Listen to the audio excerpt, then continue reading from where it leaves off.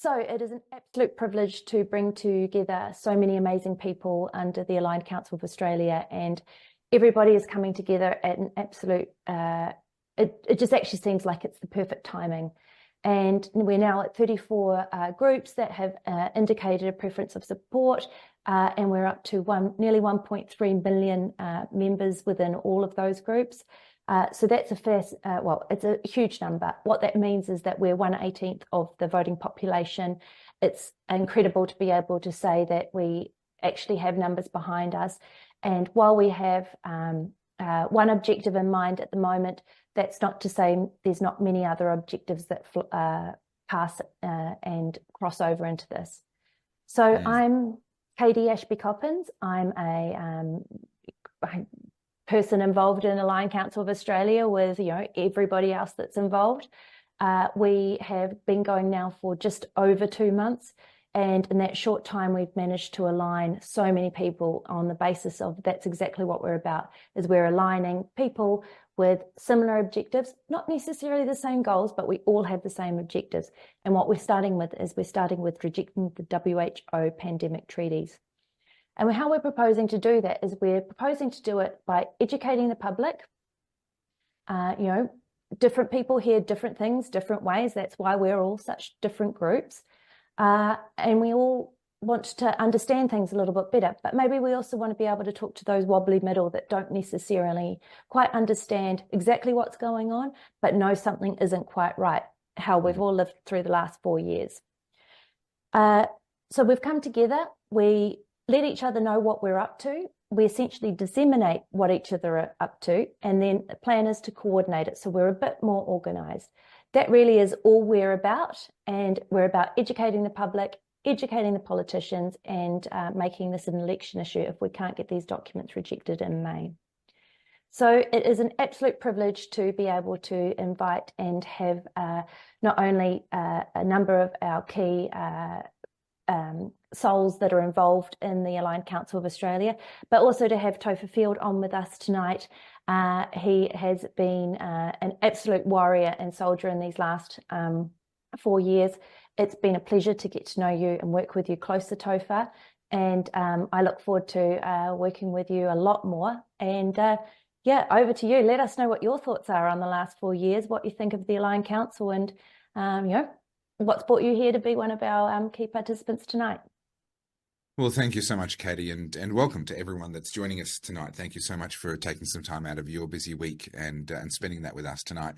This Action Week idea, I think, is a really good one. And may I say, the whole concept of the Aligned Council, I think, is an idea whose time has come. I think this is the right time for it. And I want to say thank you, because you're kind of making one of my prophecies come true. You're making me look good by your existence. Because in 2020, a lot of people, towards the end of the year, a lot of people were feeling pretty despondent, and it had been a really tough couple of years. Even 2022, it was still very, very tough. And at the end of 2022, I said, at the time, look, we've come under attack in a way that we're not used to. I was born in 1982. I've lived a very, very privileged life. Born in Australia in 1982, you've just about won the lottery, and we really didn't have to fight for much. My first job was available to me when I as soon as I was ready for it. It was easy to get a job. Education was easy, living was easy.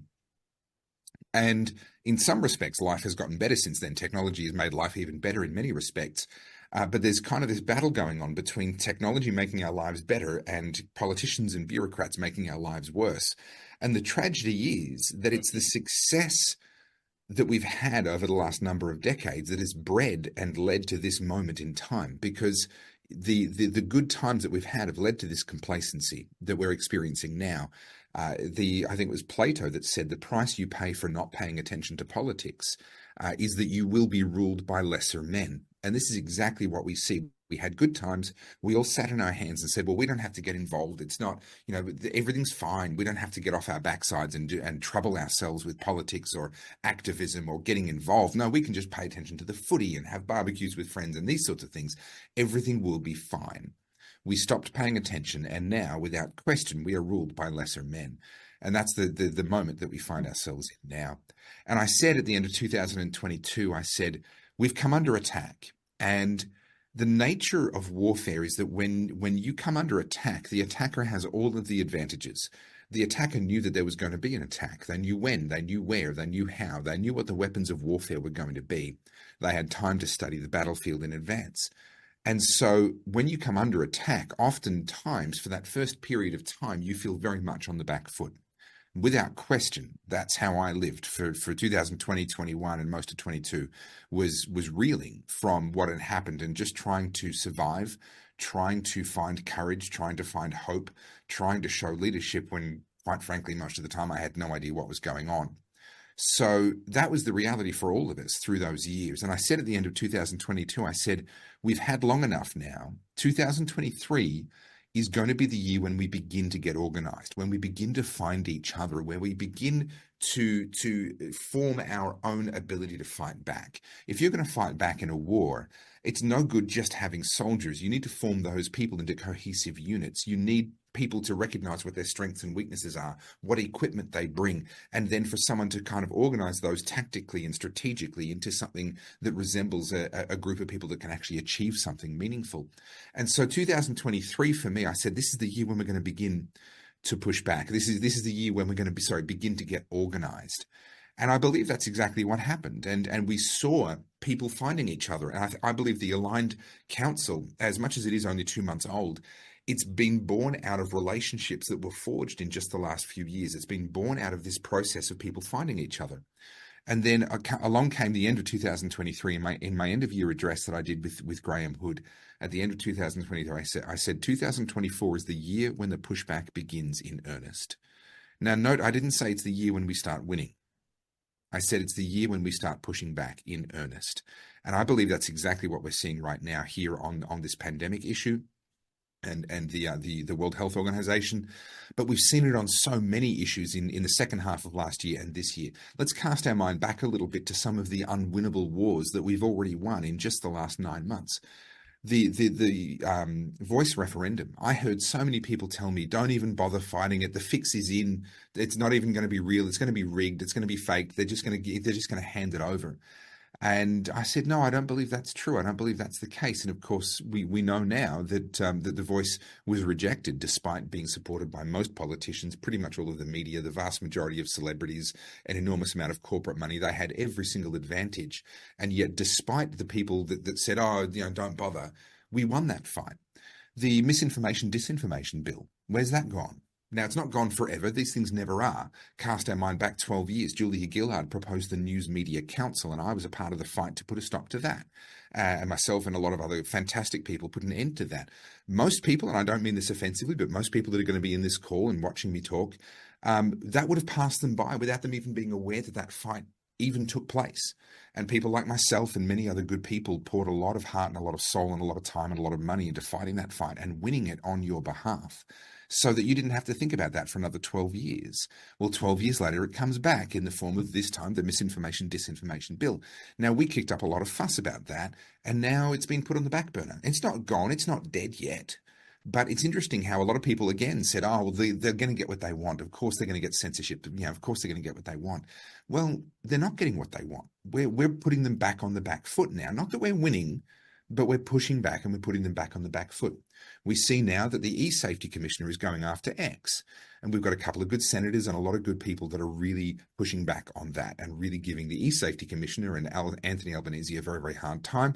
Of course, Peter Dutton's response in the last couple of days was very, very disappointing. So that's a fight that's very much ongoing. But my point is that the fix is not in. We actually can influence the outcomes on all of these things. And the fix is not in when it comes to the World Health Organization and when it comes to the pandemic treaty. The fix is not in. And even if they do successfully push through and rubber stamp these amendments that they're trying to push through, that's not the end of the fight either. And there's a really interesting reality that I reflected on a lot during COVID, and that is that the fight for freedom was going on long before I was born. It had been going on for hundreds of generations. And it will continue long after I'm dead. And real life doesn't work like a Hollywood movie. You don't get to that moment where everyone's applauding you and everyone recognizes that you were right and they were wrong and blah, blah, blah. That's not how real life works. The way that real life works is that you are born and you do stuff, and then one day you die. And your time of doing stuff is over. And all you have is that chapter, that period of time to do stuff. And what stuff are you going to do? You know, there's a slightly morbid reality, but I think it's important for us to recognize this. Absolutely everyone gives their life for something. You know, we talk about someone who dies to save their kids or who dies in combat or this, you know, he gave his life for, she gave her life for, right? But actually that phrase can be said for each and every one of us, because when we die, whatever we leave behind is what we gave our life for, whether we like it or not, whether we were conscious of it or not, whether we actively chose that thing or not. The thing that we leave behind, the thing that outlives us, is what we gave our life for. And that reality and that knowledge and keeping that in the forefront of my mind was one of the things that helped me to keep going all the way through the pandemic and all the nonsense and all the lies in the media and all the attacks and the, you know, I fought criminal charges for 2.5 years after the end of all the lockdown nonsense. That was really the beginning of my fight in some respects. All the way through all of that madness, one of my absolute guiding lights all the way through that was this fact that each and every one of us gives our life for something. The tragedy isn't that we die. The tragedy is that most people never consciously, actively pick the thing that they give their life for. That's the real tragedy. And we have an opportunity by taking up this fight for freedom, this fight that was going on long before we were born, and this fight that will continue long after we are dead, by making that our fight, by making that the thing that we live for.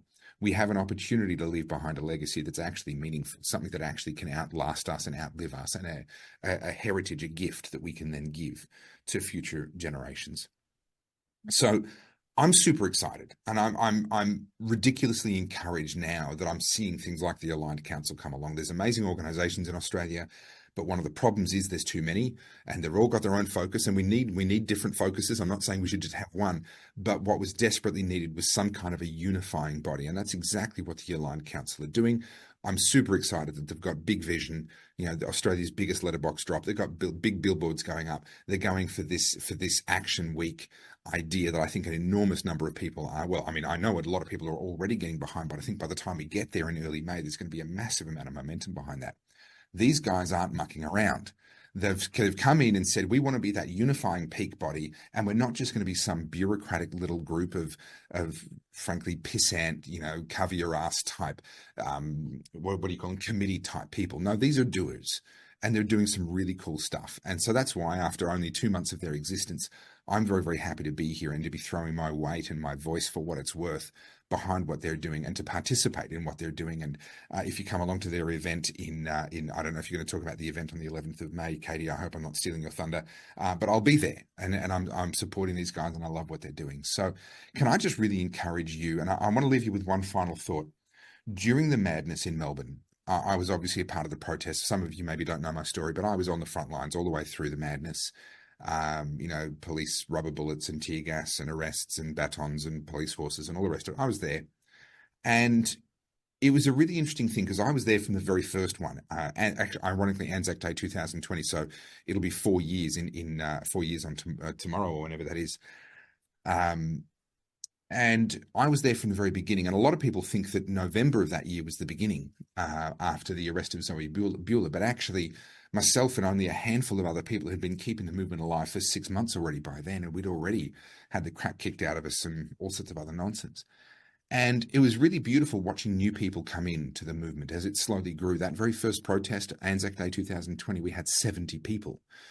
By November the 20th, 2021, we had well over 100,000 in Flagstaff Gardens in Melbourne. And so that was the growth of the movement from the beginning to the end. And I had the privilege of being there and watching that entire sort of life cycle play out before my eyes. And one of the most incredible things to see was the joy on the faces of the newcomers. You could always tell who was there. Like, we enjoyed it as well. Us old hands, you know, those of us who'd already done 10, 20, 30 protests already, we enjoyed it as well. But you could pick the newcomers, and they'd have this look of wide-eyed bewilderment and joy on their face. And what it was they'd lived under this barrage of assault from the media and from, you know, employers and from the government, etc., all telling them, be afraid, stay at home, give up your freedoms, give up your job. You don't have control over your life anymore. And then finally they went, screw this, I'm getting out there and I'm going to do something. And the do something was they joined one of our protests, and all it was taking back a little bit of control over their own life again. And it was transformative. People who were depressed suddenly found themselves free of that depression. People who thought there was no hope suddenly realizing that actually they'd just been in this dark place that the government had wanted them to be, sitting there in fear of the 11 o'clock press conference from Daniel Andrews every single day. And when they broke out of that and they began to take action, it didn't just help in terms of them doing something. It transformed their internal life, their mental life, and was incredibly good and empowering for their mental health. And I think that this is what we're going to see through this action week, is people beginning to take practical steps and discovering for themselves that they do still have agency. They do still have the ability to do something, however small that may be. But in the aggregate, when combined with everybody else who's also doing a small thing, it becomes a great thing. I think that Action Week is going to be transformative. I think that the Aligned Council are going to go on to do great, great things. I feel privileged to be here. I feel privileged to have sort of come across the Aligned Council in their first couple of months and to be able to join forces with them. And I trust that each and every one of you watching here today, as we hear others talk about what this Action Week is, I hope you get in with boots and all. I hope you get involved in every single day of the Action Week. And I believe it's going to really, really transform your experience of life. You're not just going to have a practical effect in the real world. You will, of course, but in addition, I think you're going to find that it really works wonders for your experience of life and what's going on inside your head. So, Katie, I think that's about it from me. I hope that's encouraging. I hope that sort of sets the stage for what's coming up. But I'm excited. I really genuinely, this is what I've been waiting for a couple of years now. It's finally here. Let's get on with it. I'm not sure how we follow up from that. Thank you, Topher, and thank you for everything that you have done and will continue to do. It is amazing. You are a unifying light. You are such a strong, powerful messenger. You appeal to absolutely everybody because everybody just, hangs off every word. So thank you so much, and thank you for joining us tonight. It is actually a real pleasure to even be in your sphere, let alone walking beside you. So, I keep saying this all the time. Goodness gracious, I've got a very different group of friends now, but I thank God every day that I get to actually be, with all of you, which is amazing. That's very kind. Thank you. Take you, any day of the week compared to the others, which are very far, not so present anymore. So thank you so much. So I've touched on a little bit on what Aligned Council of Australia is doing, and I will certainly step through what our website is. It wouldn't be remiss of me to say that one of our incredible spearheads to this entire organisation and group is Professor Ian Brighthope, who many of you will know. He brings health and sense and sanity to all of us. And to what can be a very dark and dim world, and was a really dark and dim world over the last few years for a lot of people who had just effectively come to realise what's happening with the world. And I have to say that I'm certainly one of those people that has only really learned in the last wee while how incredibly dark things could be, and the last 4 years have really been that for me. So when ACA came about, and I think it's important for people to hear how ACA came about, on the back of the proposed terms of reference for a full inquiry into the Royal Commission, which was drafted by Julian Gillespie, Peter Pham, and to a lesser extent myself, but also a raft of incredible humans that have been fighting this fight in Australia for a long time. Dr. Rob Peterson came and said, well, why don't we do this about rejecting the WHO? And that's how we've come to be. And the first person at the door knocking hard was Prof. Ian Brighthope. And so I'm going to pass on to him because he is such a solid soul, but such a great spokesperson. And, I'm so proud to not only be on the World Council for Health Australia with Prof, but also to be here with you tonight and, have him as one of our most important ACA spokespersons, but definitely not the most important people because we're all important and we are a council. Thank you very much, Katie, and thanks, Topher, for your brilliant introduction. I think it's always great to listen to you, and I know so many people, as Katie said, hang on to every word that you speak. And it's also great to have Jody here with us as well, because Jody is one of the doers of this world, and I cannot express my gratitude, enthusiasm, excitement about what's happened over the last couple of months. Because when Topher was born in 1982, I was actually struggling with what I was going to do in medicine, because I graduated in 74 and I didn't like what I was being taught, because we weren't making people healthy. We were just prescribing drugs. I mean, some of the things we do in medicine are absolutely incredible and fantastic, and I will not take that away from my profession at all.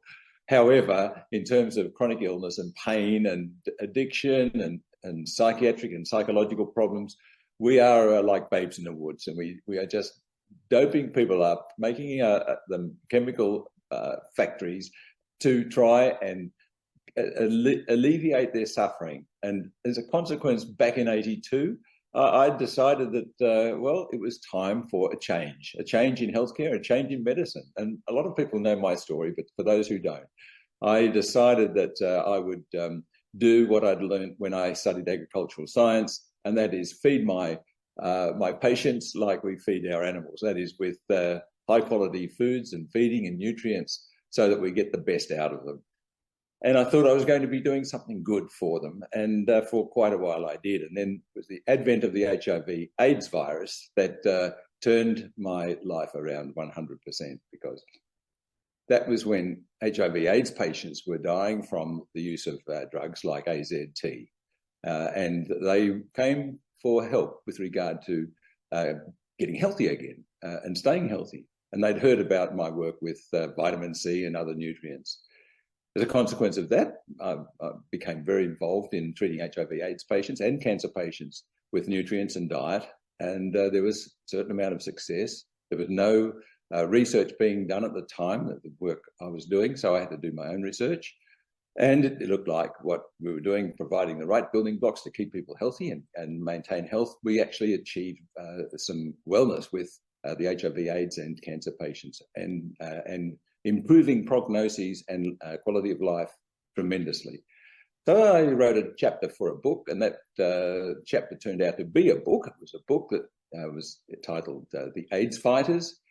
My colleagues didn't like the idea of me talking about fighting AIDS because that was something that was coming from the World Health Organization and Dr. Fauci at the time, that we follow the protocols established by these organizations. So they attacked me. And that was when I realized that Topher was talking about freedom before, that my freedoms to think, my freedoms to examine, my freedoms to actually speak about things had been curtailed, because I was reported to the Medical Board of Victoria, who took it upon themselves to decide that they would strike me off for writing a book and talking about it in the media. And this is something you can't do as a medico. You have to follow the rules, otherwise you get into trouble.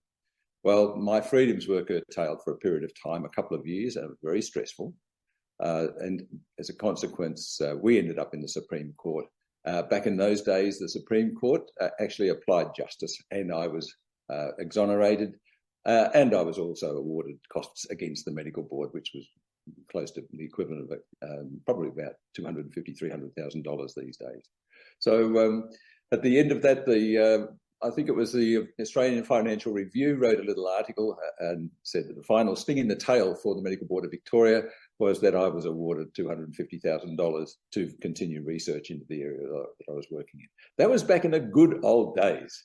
But I realized very quickly that the good old days can also be mixed up with the good bad day, the bad old days.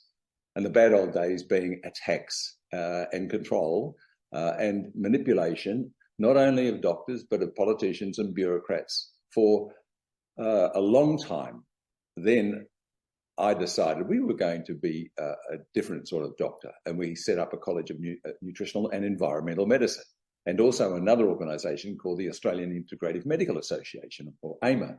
Now, these two organisations, I thought, they were going to set us free. They would grow and do all of the things that we wanted to do and develop in medicine and healthcare.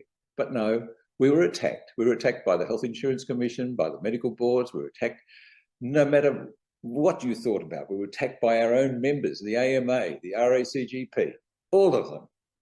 And I realized very, very early that we had to do it all by ourselves. And I thought we would succeed. But then along comes COVID. And we start to realize, we learn how deep this goes, how deep the corruption within our system goes.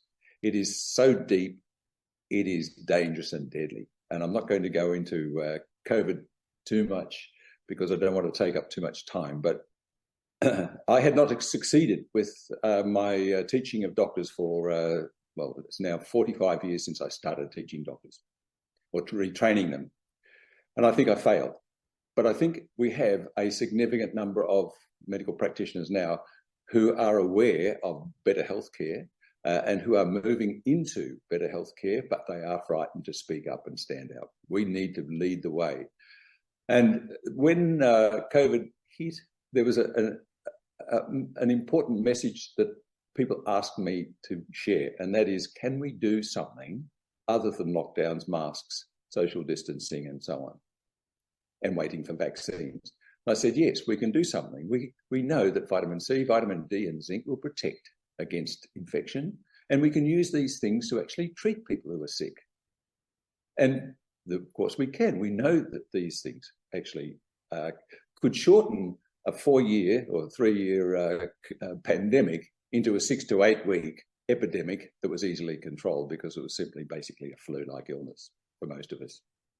So I and others wrote to the authorities, wrote to the Prime Minister, Health Minister, Chief Medical Officers, etc., unions, business leaders, that this is an exercise that we should be adopting to help us through the times, the difficult times. Nobody wanted to hear about it.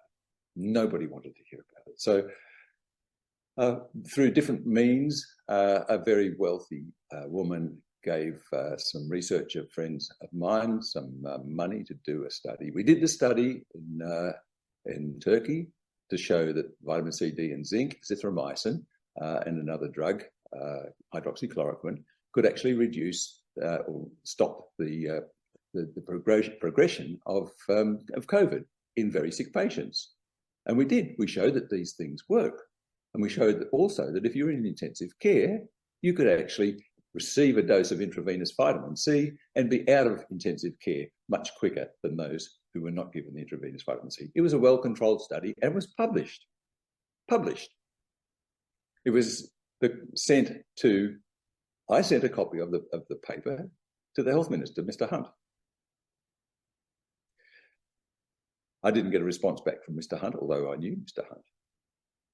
I got a response back from a bureaucrat, basically stating that the study was interesting, but that we needed more studies. This is the usual trick. We need more studies to prove what you said. Well, how many studies did they do with the vaccines? They did very little in ways of studies, safety and efficacy with regard to vaccines. We know that the vaccines are a complete failure. So this is what really concerned me. And when Katie and Co, with their the Royal Commission and the other inquiries, are putting all of this material together, and the Australian Medical Professionals Society got together, thought this is the opportunity for all of the groups to come together. And so I'm not necessarily the spearhead, as Katie said, but I'm happy to be the spearhead, the pointy end, because the pointy end gets can get blunted very, very quickly. But being a pioneer in all of these things, you get the arrows in the back, and they don't stick after a while because of the scarring from the previous arrows. So, I mean, as far as I'm concerned, I've had a great life. I'm privileged to be a part of all of this. And the number of organisations that have come together for this has enthused me to a point where I just can't stop anymore. I've just got to keep going because we have a lot of work to do in front of us. Even once we've got the Royal Commission up and going, and pray it does happen, then we've still got a lot of work ahead of us, and we will continue to have to work together. And I enjoy working with these guys. I really, really do. Katie's terrific, Jody's terrific, Topher's terrific, and everybody out there. You're all with us, and I think that's what keeps you going, because constantly I'm getting requests for what can I do for Joe, Elizabeth's dying, and Sally's got Guillain-Barré syndrome. What can we do? And it's a matter of educating people as to what we can do, and we can do these things naturally. But I am going on a little bit, probably too much, but I am convinced now that this attempt to control us is that there is this bigger issue, of course, with regard to one world government and control of us. And we've got to make sure that we don't follow the W.H.O and the pandemic treaty and the international health regulations. Those rules have got to be, we have to retain our health sovereignty here, so that when I see a patient, well, I'm retired now, but when a doctor sees a patient, the doctor can make the decision with the patient as to what they're going to receive. You do not experiment on human beings. You do not experiment, especially on children, and even more so, you do not experiment on pregnant women, which is what's been going on in this country. And that bores me. I'm completely disgusted with the way my profession has kowtowed to the so-called healthcare authorities in this country and the politicians. We need to convince our politicians that they are humans and that need to change and stop the injection of these toxic, highly toxic, highly inflammatory carcinogens. And I've basically taken bitten the bullet and declared that the COVID vaccines, mRNA, the lipid nanoparticle, the endotoxin, and the adulteration of these with DNA, bacterial DNA, is a class 1 carcinogen. And that's my message, going to be my message for the next 5 years, that these injections, these mRNA injections, are carcinogens, and you are actually injecting somebody against their will with a known agent that can cause endotoxic shock, but also in many of the unfortunate, they will have an early cancer, an early premature cancer, premature death. And the cancers, we now call them turbo cancers, because they are very, very malignant. And even in some people, they become lightning cancers where they've never had a cancer before, and the cancer takes off. Now, I don't want to frighten everybody. There are ways in preventing cancer, I believe. The most important is to relieve stress, make sure your diet is good, and do some exercise and keep your vitamin D levels up and stay in the sunshine. But if you've had more than 4 vaccines, more than 2 boosters or 4 shots, you are at risk. And I think it's important that you see a good nutritionist, a good doctor who can actually give you the right advice in terms of what can I do for my lifestyle to reduce my risks. And there's a lot of very good evidence that our cancers that we're seeing are preventable, but we're not getting that information from the authorities, because the healthcare authorities are medical care authorities. They're medically based, they're pharmaceutically dominated, and of course, the more disease in the community, the better off for the pharmaceutical industry. I think we all know that.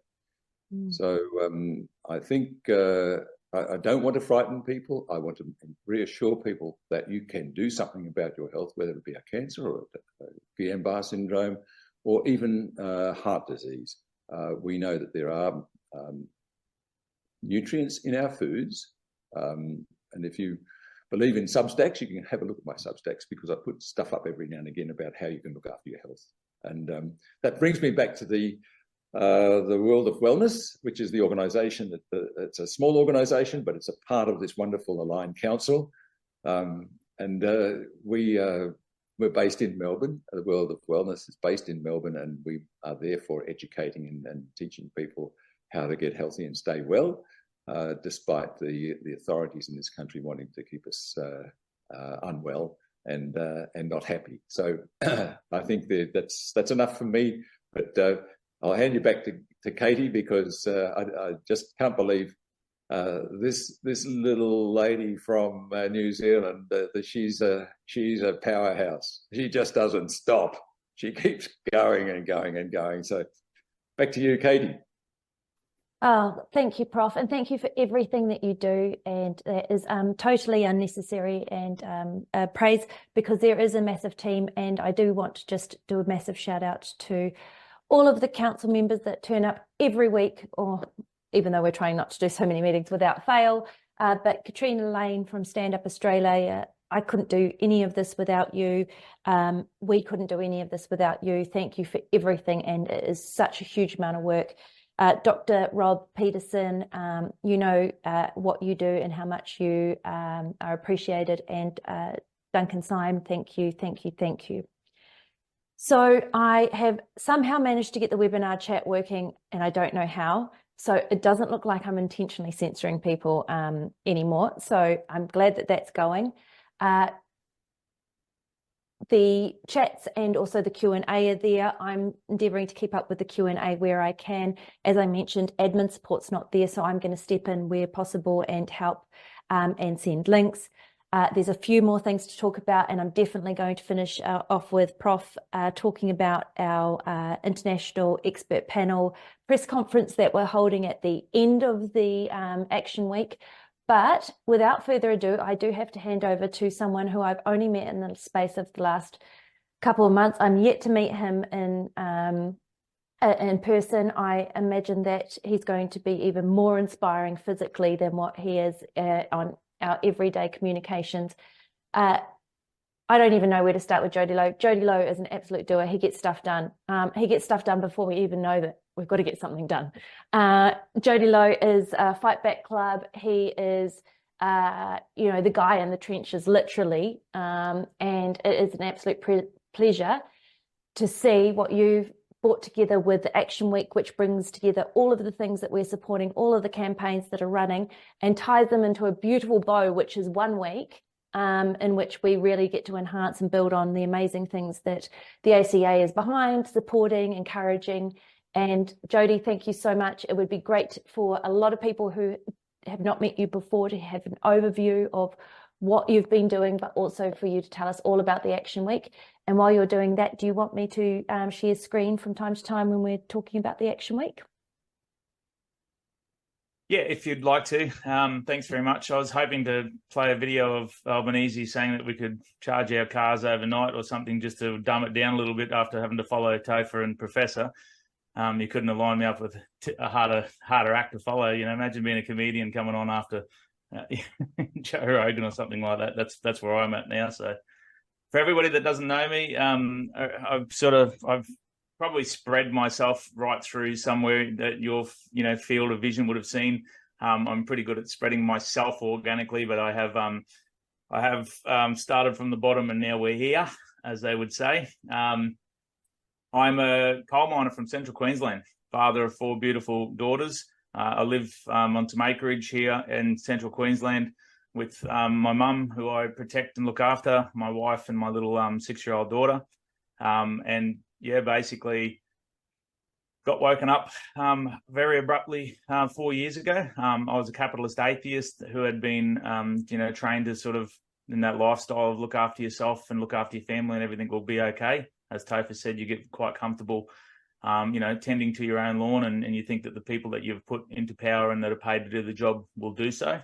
And the deeper I've gone, if there was a doctorate on conspiracy theories, I wouldn't be on Blur. I'd have a little picture up on my back wall there, proudly showing everybody how recognised I am by the world of conspiracy. But the problem with conspiracies and the reality these days is they're only about 3 months apart. And when I listen to it's the under 2, and when I listen to people like Professor, the Professor, I had heard Peter McCullough. I was lucky enough to pick up Peter McCullough and Robert Malone and John Abramson early in the piece, and they had warned of all these outbreaks and diseases and cancers and T-cell DNA-based viruses and shingles and myocarditis and pericarditis. So I knew those words long before they became mainstream sort of issue. And, so I picked up, I was actually going through a bout of severe mental illness where I just couldn't quite work out what was going wrong with the world. So I was actually down the rabbit holes of looking at big science versus industry, and how they had tricked us in the 70s into believing that sugar was better than fat, and to cut the fat that was naturally given to us free in our products, cut that out, and that sugar and aspartame and all of these horrible products to sweeten things up were better for us. And because I was looking into that, I was doing brain science, sort of trying to work out what was wrong. behind the scenes, because every time I went to all of the aftercare sort of physicians these days, basically just like, here's a tablet, take this one. If your head swells up, take this tablet. If your leg falls off, take this tablet. You know, it was sort of very mundane sort of response to the problem, and I wanted to know more. Well, that's when this came along. And so I already was a little bit wary of the whole system and was already sort of starting to educate myself a little bit. And I'd started a mental health company and, was rolling that out. I spent a lot of time, a lot of money making a mental health company to help coal mine workers who are away from their families on 7 and 7. And as I rolled it out, it was all about getting back outside with friends and family, having fun. It was removing discrimination and division and separation from this country and getting us back into a competitive nature and in the sunlight.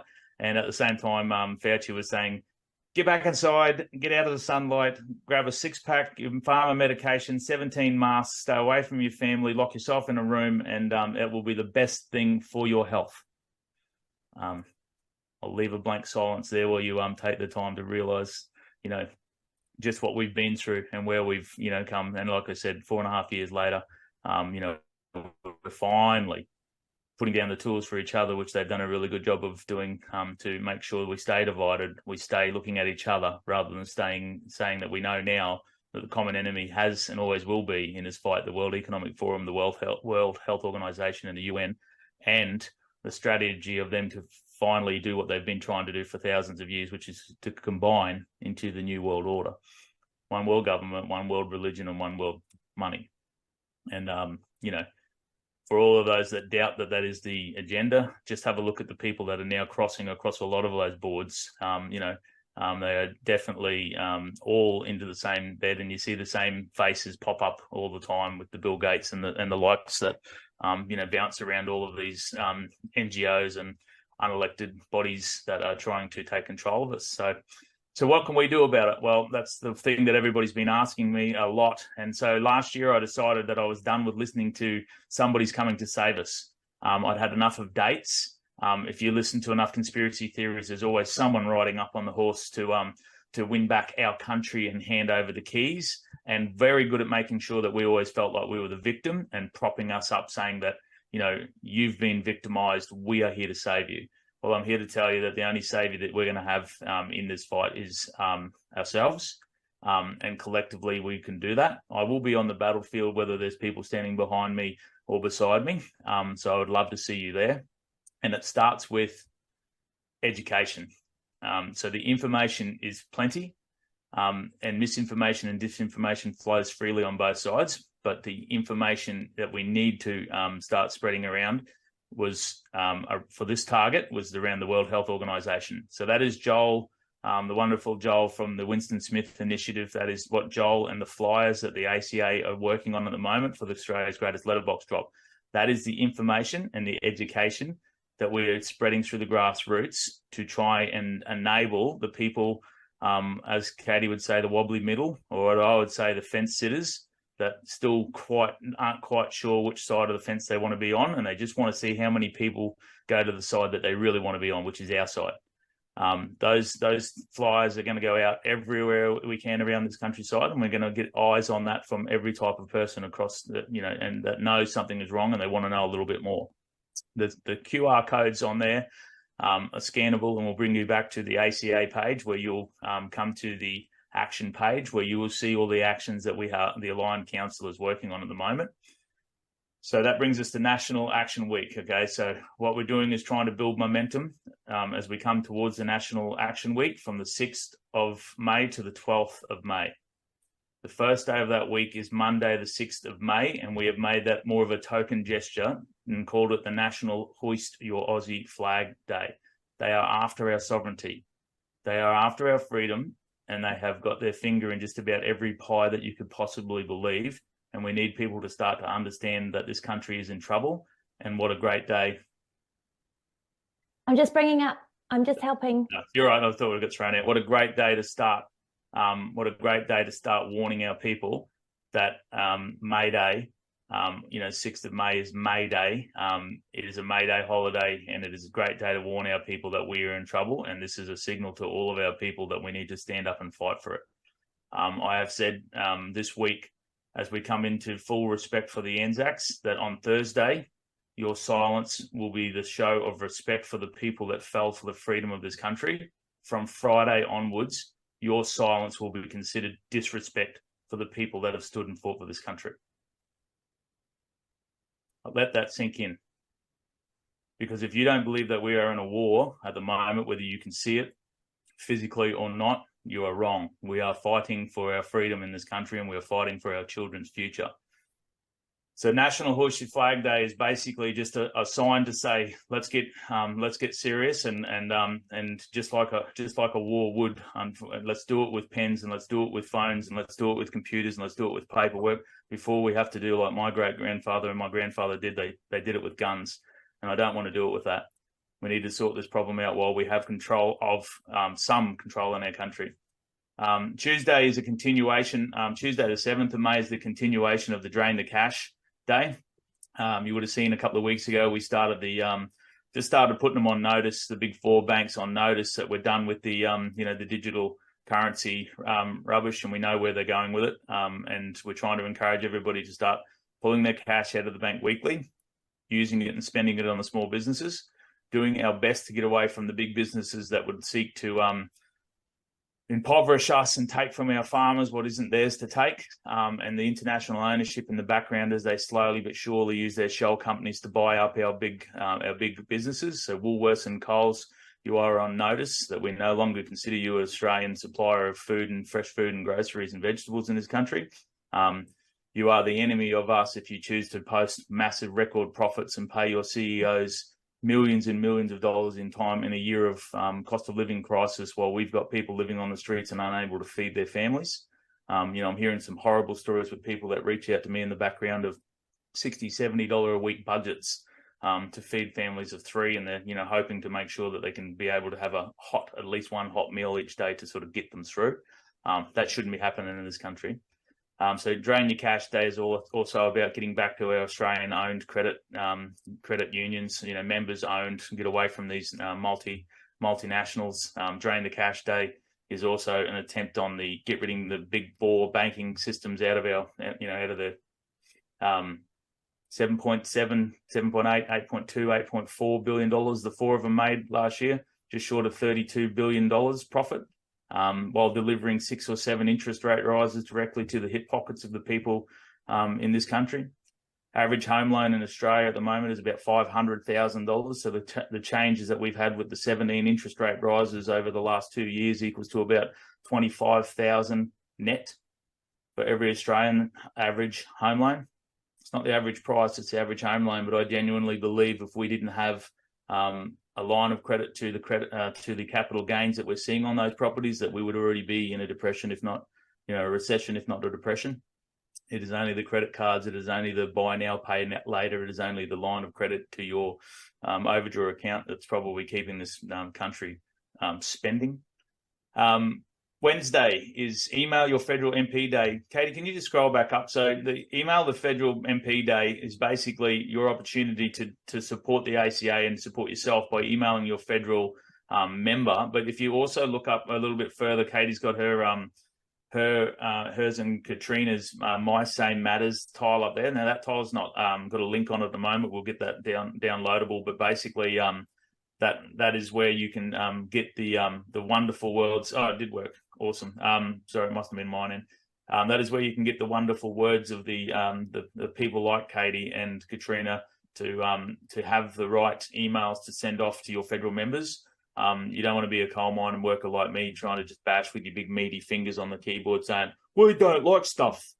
So make sure that if you want to send something well written and well represented with the facts, they definitely are the people to lean on. So you'll see there'll be a couple of versions of things that you can send to your MP. So obviously, as you can see, what we try to do with the Action Week is make a smorgasbord of freedom fighting.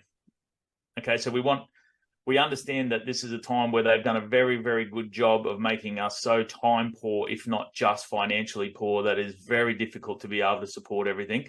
And like Topher said in the start, there's so many groups these days that if you're trying to support them all, you've got to listen to 15 lives a day from people like myself to work out what the bloody hell we're doing. So, you know, the unity that we can see by uniting these things is sort of, like I said, a one-stop shop. You're like, I feel like a bit of freedom today.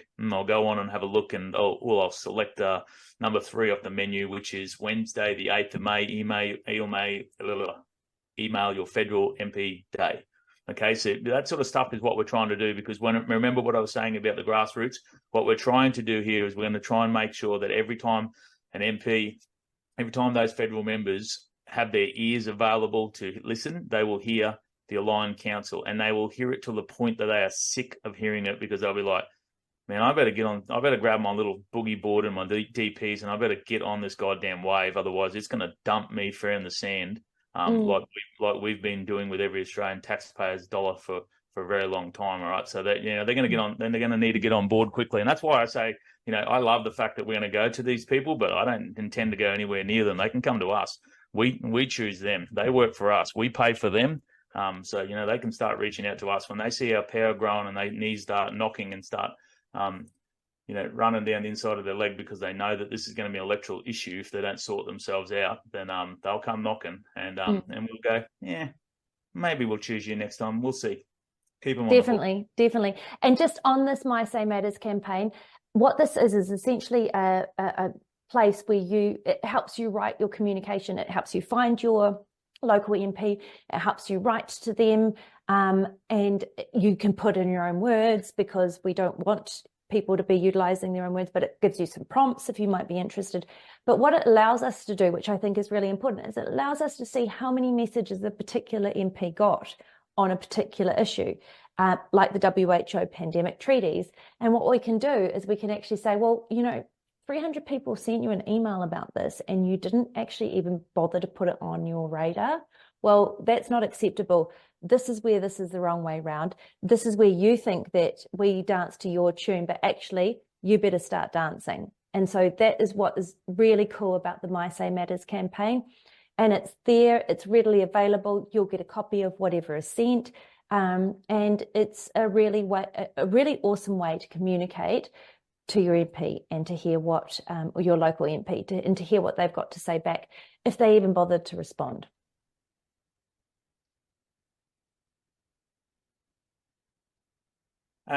Katie, you don't have a photo of the current bin sticker floating around in the background, do you? Give me one moment, please, sir. But in the meantime, if you could keep talking, and I'll see what I can do. I will keep speaking. If you could roll back down to that. I'm going.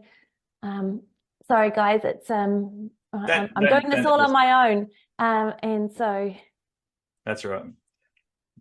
You can't be a lawyer and an IT guru at the same time, mate. Come on. I'll try. I want to be everything.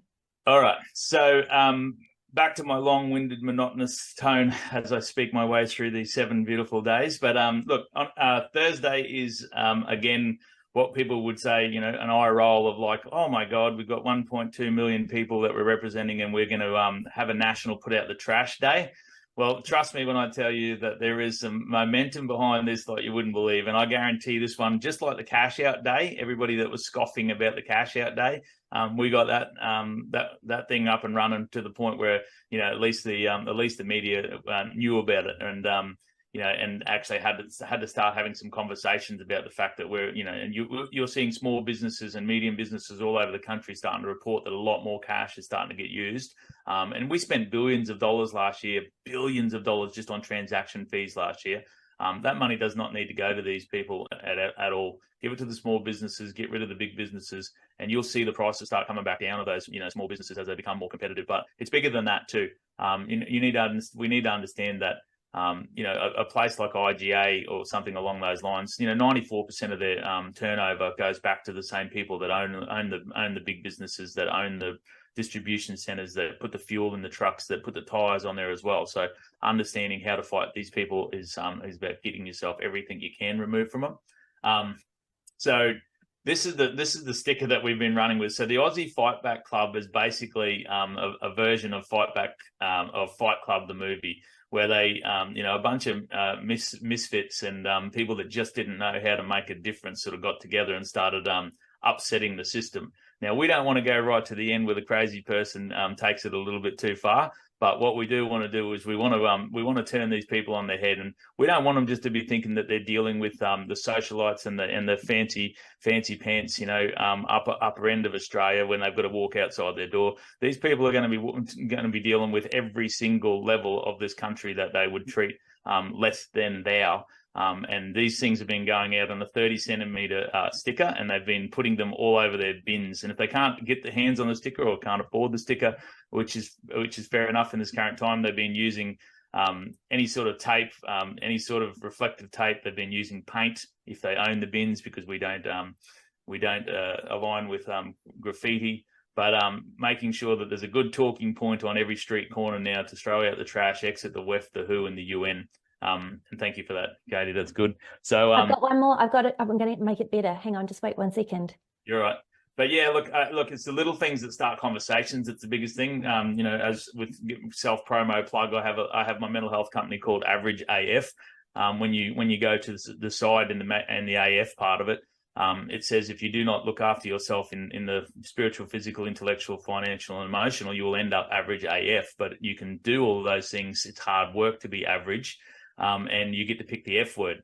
So I'm average and fiery, and my wife is average and fiery, and I was average and formidable. Those things have changed over the last couple of years as we've softened down and got a little bit more spiritual and a little bit closer to our soul purpose. But you can see these people in here in this video are absolutely loving it. Putting these, is this my reel that I made the other day, Katie? They're absolutely loving it all over the country. So get on board and grab some any type of thing that you can. We've got I put the what do you call it, the printable version of that onto the tile. So if you click on the tile, it should take you to the printable version of it. So take it to your local printer. Go online, order yourself some. Reach out to us at Aussie Fight Back Club if you want. We're not really in the field of merch.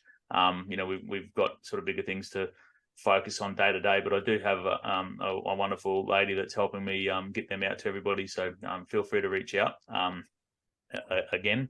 That's the Thursday. That's just about starting conversation. The reason I say that about the average AF is because most people always say to me, "Oh, average AF, you're average AF," and I'm like, well, I'm averaging X, and it starts a conversation. So niche, things are the things that start conversations. And before they know it, they're in a conspiracy conversation, and they're like, oh my God, I just went to pull the bin out, and suddenly I'm talking about the World Health Organization. So, we've got to trick them into thinking that we're going to talk about the footy on the weekend. And before they know it, they're right into the conspiracy theory, and they're going back inside and trying to scrub their ears out in case the virus spreads, get 6 masks on or something like that to make sure that they're safe. So Friday, right? This is the big hitter. Okay. So basically we've been looking to mobilize people to get active, get involved, meet people that they might not have met before. We already know we have beautiful networks of freedom fighting groups all over this country that have been doing a wonderful job of getting the people together at a time when we had no support.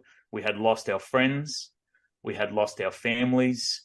We had lost our workmates. We lost our jobs. And we were alone for a long time. Do you know what I mean? I am so grateful and so lucky that my mum and my wife were on the same page as me, and we just all bunkered down, got some acreage and bunkered down away from the world when they told us we weren't good enough to be part of society anymore. These are the people that told me that if my mum would show up at an emergency centre and there was only one bed available, that my beautiful mother of 66 years old should be turned away because she hasn't been vaccinated. And they were lucky that they said that at a place where I wasn't able to show them my true feelings of it, because I guarantee that, I always say I don't talk to people at work like I wouldn't speak of who I'm in the Coles car park, or should I now say the IJ car park. But we need to make sure that we push back against these World Health Organizations, and we utilize those groups that are out there to help us get every single person available to attend on Friday, the 10th of May, at your federal members' workplace. We're going to take it to where they sit comfortably in their tax-paid, air-conditioned, fancy chair, scrolling through TikTok videos while they should be reading the legislation that they swore an oath to uphold on our behalf. We are going to make sure that we don't have opinions from these people anymore. I had a meeting with my federal member for Flynn the other day, and it was a good, solid meeting, but he came with a lot of I thinks, and I asked him to stop leading with anything that said I think, because I'm not really interested in what you think. I want you to tell me what the legislation says. I want you to say, the legislation says that the human rights were violated because of Section 47D/A. I don't want you to say, I think you're right, or I think it happened. I want you to spend your time, as you were told to do, to get in there and actually get the details out, flush it out, and tell us where the problems are. What is the Constitution, what does the legislation say, and tell us what's getting breached, so that we can get rid of opinions, because everybody's got one and they're not that great. They can go probably back into the national trash day. So Friday will be about getting along to those places. If you are already active with your People's Revolution, your Stand in the Park, your Hoodies Heroes, and I'll say my place, even though we haven't got full commitment from them yet, the members have always stood proudly with us, in the Aussie Fight Back Club to get things rolling. And not every town has all of them. Most towns have one, maybe two, but in the city, obviously, they're all available to you. So we would ask that you would, communicate and coordinate as you have done for all of our other big events whenever we have rallies in the big cities. But to get to those places, we're not setting a time because we just think it's too difficult. You know your group, those people that are listening, you know what your group is contained. You know time that works for them. You know their work habits. Do they work Fridays? Do they finish early? Do they have to drop the kids off? So, we leave that up to you, just knowing that day is available. And again, there is always cause for doing it a day early or a day later. We just ask you to try and keep the socials free of that content. Only keep that to your local sort of chat group, because the trolls love to have their fun and have their way with us. And I'm sure if you watched any of my content, you see how much fun I have with the trolls. And I'm always calling them out for living in their mum's basements, and what time they're allowed to come online, what time their mum lets them log on to have some fun. But so that's it. So that's Friday the 10th of May. That's the big one for us. That's the activation. You have asked us for a long time to unite, and we are doing our absolute best at the Aligned Council to pull together all of the groups and keep our focus wholly and solely on the common enemy. And this is the first part of that. Okay. Yes, there are things that we can do that are different. Yes, there are things that are focusing on different, ways to do things at the moment, but we really just need to understand that the enemy is common, and this is the first sort of cab off the rank at the moment. Yes, digital ID is a huge issue. Yes, misinformation, disinformation is a huge issue. Yes, Agenda 2030 is a massive issue. We have so much going on that we cannot waste a minute arguing with each other about how to fight. We just have to fight. So that's why that smorgasbord is sort of set up like that, so that we can come in and pick what it is that you'd like to do. Exactly like what the professor was saying earlier, we have been calling us, an arrow organisation, or I always use the terminology of the arrow organisation, because people like me who have a rough head, we don't mind being the tip of the arrow. The body of the arrow, the shaft of the arrow, is the people that we're talking to right now.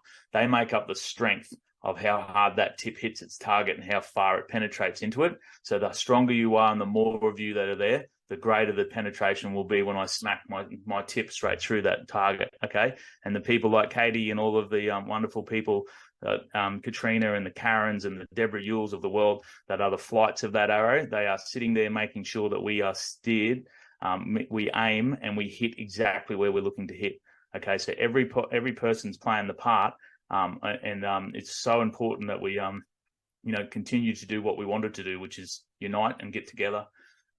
The Saturday, the 11th, sorry, you just jumped onto that one. You can jump into that one, mate, if you want. A few people have been asking about that. That's that's Joel's map.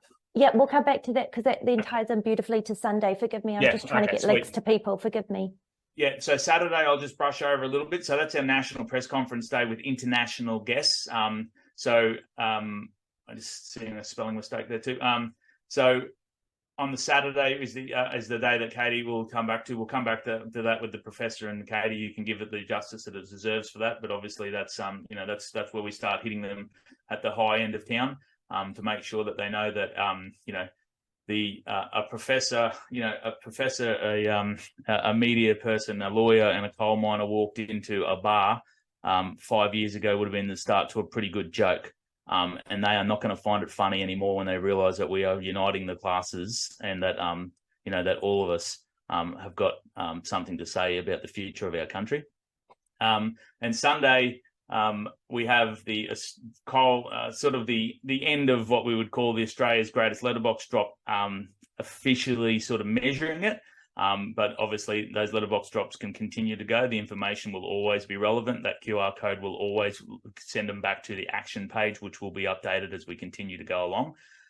So that is what you currently see now working on, which is the letterbox mail out that we're asking everybody to get involved in. And if you already haven't done that, Katie will show you how to jump into the page. So the QR page will take you back to the greatest letterbox drop. You'll either hit the pop-up window, or you'll click on the tile.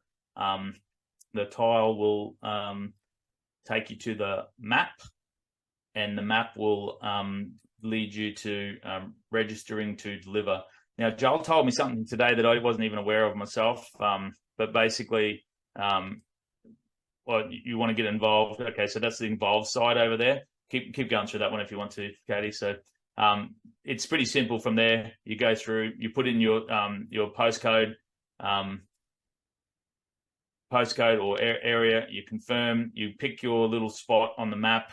You can confirm your delivery radius by 500 meters, 1K or 1.5K. It's set to only be maximum 1.5K radius, even if you can do more of that, just so the trolls couldn't get in there and hack it and start punching out 20-kilometer radiuses and make us think that we're doing fantastic, but not doing that great.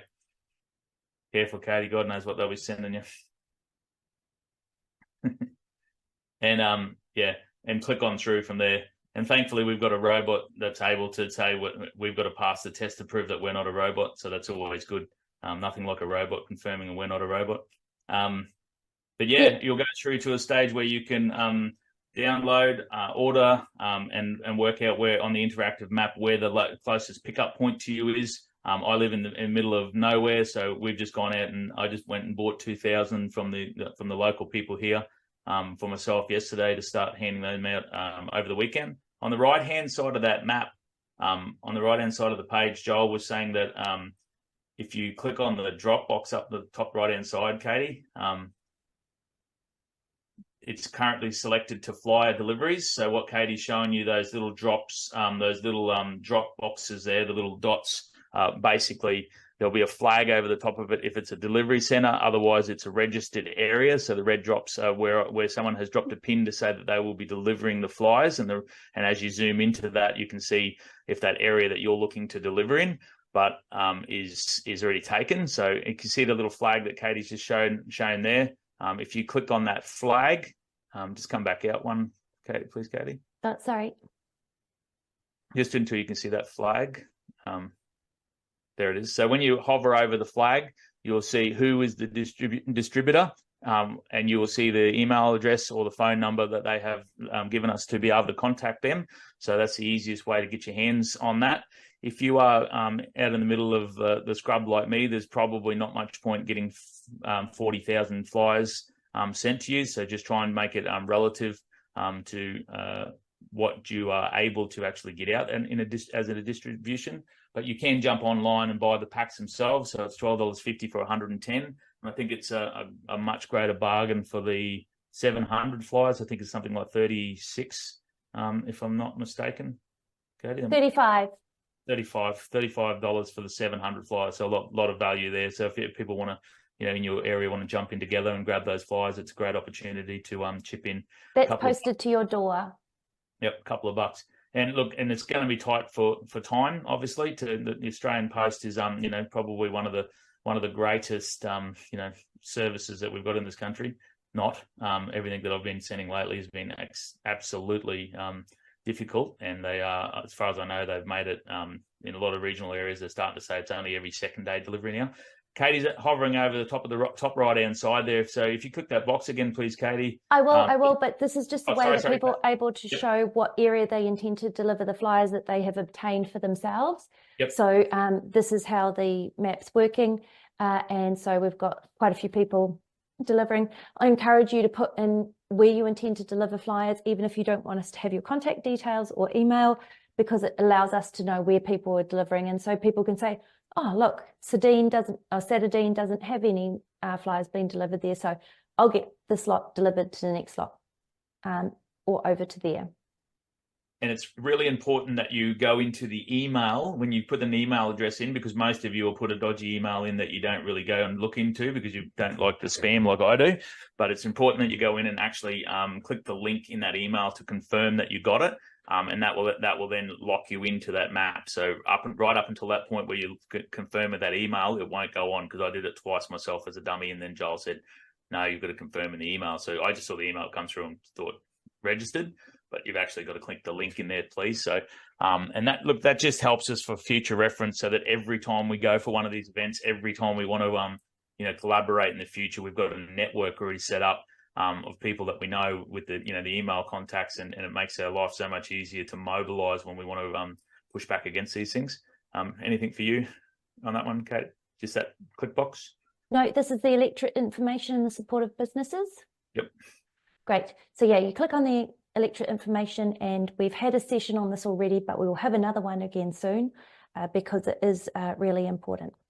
I think that's been uploaded now. The Joel's specific training video for the map has been uploaded to the ACA site as of today. So last week's Zoom, where we talked about the greatest letterbox drop and the NERA project, there's a video on the ACA site on how to navigate that. So if you're having any troubles, or you're trying to explain it to friends or anything like that, get on that and have a quick look first, and you'll be able to utilize it to its full functionality. Because even myself, I was messaging Joel to saying it doesn't work, and he was messaging me back, you're an idiot. So save him having to do that for you. I'll tell you now that I took that one for the team, and there's lots of functions on there that we don't know about, so maybe I should have watched the video myself. Yeah, but absolutely. If you watched last week's live, you'd know that we were it was a lot of fun at the start. So yeah, that's the Sunday. So that's basically the get together on the Sunday and get out in the sun. No coincidence that in Professor's that he would talk about sunlight and exercise are probably two of the greatest things that we could do for wellness in general. And what a coincidence, not a coincidence, that we will be able to hand out the flyers that would also remove the World Health Organization from meddling in our affairs. We're looking at the thing that I've been pushing back, because most people love the information about their hip pocket, is that they're talking about 5% or greater, if I'm not sure, Katie, of our annual spend on health, which equals about $5 billion a year to prepare for the pandemic. That's equivalent of about 50,000 solid nurses being trained up in this country. What would you prefer over the next couple of years in terms of preparing for what they would call a pandemic? I think I'd prefer 50,000 solid Australian trained nurses in the field than a couple of rich fat globalists sitting back, swirling their champagne and drinking and smoking their cigars, laughing about how silly we are to hand that money over. Yeah, that's it. So, and what is all that going to do? All of that is going to unite us. All of that is going to get us together. All of that is going to mobilize us. All of that is going to make sure that all the people that are waking up now know where to go. They're going to wake up and they're going to be scared, alone, and they're going to be having to make the decision: are they going to stay with the pack, or are they going to go with the people that are doing the work? And what it will really do is the stronger we get in terms of grassroots, the better Jody Clune's NERA project will have its success. Okay, so NERA is the electoral representative program, and Jody Clune is heading up the NERA project. It's another one of the tiles in the Action Week, and that is basically looking for at least one electoral representative in every electorate in this country. I believe there's 151 of them. And she's going great guns at the moment after, you know, only not long, week or two that she's been running that. She's punched through 30 to 35 of those already, and they will be trained by the lovely ladies at the AUSX at the WHO team on the best information to put to the to the MPs. Okay, so to the federal members, they are getting trained. So we had a training session last night for an hour and a half, basically going through some of the key points to put to the members around about the pandemic preparedness treaties and the IHR changes. And you know, they are well versed at that, and they're making sure that we don't get sucked into, you know, showing up at one of these meetings with out-of-date information or misinformation or disinformation, and allowing them to, you know, basically dismiss us as you know, the fools that they try to make us out to be. They have done a fantastic job of making sure that we are right on the target. And from basically what I was hearing from the J. Scott representatives that should know better, most of them didn't even know that they'd already passed the first round of this, because it was snuck in with a bill that had 700 pages. And, you know, the first page of the bill was, you know, reduce the price of cordial for kiddies or something. And they all went, oh, yes, get the price of cordial down. And they signed up. And they didn't realise it was the first round of the pandemic preparedness treaty, what a lot of other countries were onto early and rejected. So you know, great work from those ladies and the training. Great work for anybody that's interested in the political landscape to learn a lot and get involved and do something, you know, with your technical skills. If you are a coordinator type person who likes that sort of stuff, we need you to be the head of each electorate to make sure that the grassroots are kept informed and understand and know where and when to push back against their member or support them if they're one of the ones that are able and willing to push back. The guy from Flynn, he shook my hand, looked me in the eye and told me he will not support the World Health Organization Pandemic Preparedness Treaty, nor the misinformation, disinformation bill, nor the digital ID. I told him that handshake means more to me than any contract in this country, and if you break it, you better bring me immediately. If you change your mind, I better be the first person to know why, because a handshake means everything to me, and I will make sure that you suffer the consequences at election time for lying to the Australian public. So that's what we've got to do. We've got to get them to get their commitment, give them the information, get their commitment, and make sure they stay able to you know, stick with the people who put them in the positions that they're in. So how's that, Katie? Is that enough? I think I talked longer than Professor and Topher combined, which is not unusual for me, but hopefully I was slow enough to give the information, but thorough enough to, you know, make it stick. Yeah, absolutely. And thank you so much. And thank you for being that this is your brainchild and weaving together all of the things that we have and plan to do. Just beforehand, because we are coming to the close of tonight, and I do want to sneak in quickly. Toph, you need to shoot off quicker than anybody else, so I thought we might do it a bit reverse around the other way, where we'll have Topher finish off, but then we'll have Prof Brighthope finish with a little bit of an announcement as to who's going to be at our press conference on the 11th of May in Melbourne. So Topher, while we have you for a few more minutes before you need to shoot, please, the floor is yours. Sure. Well, thank you, Katie and Jody. That's it's an amazing initiative that you've put together there. And just sorry, hang on. It's amazing that what you've done, and very, very impressive. You know, one of the things that I hear a lot is people saying someone should do something. Well, guess what, everybody? Someone is doing something, and they are just putting their hand out and saying, "Hey, will you join me? Will you help me in this something?" So get on that website. The link's in the chat, and get there. Have a look at the entire week. And if you can do every single one of the things for the entire week, fantastic. But please don't give yourself permission to do nothing.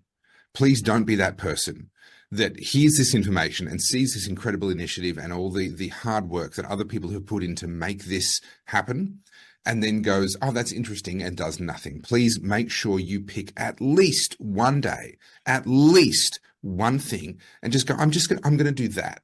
And I think what you'll find is once you sort of get get your toe in the water and you do the one thing, then there'll be a second, there'll be a third, and you'll actually discover what I was talking about in the opening, which is it works wonders for your head. And it's just such a wonderful thing. I also want to encourage you that these sorts of things, as small as they may appear, actually do accumulate to make a difference. You know, for the first time, I found myself standing for about 15 minutes in a line at my local supermarket, waiting for one of the cash self-checkouts to be available, because there was such a line of people waiting to use cash. And, you know, people who were just doing card were just going straight past us to empty machines. And not a single one of us that was queued up to use one of the few cash machines bailed and ended up using a card machine. We all stuck to our guns. We all waited our turn, and we all went through the cash registers. And you know, it's a beautiful thing. This is how movements are formed.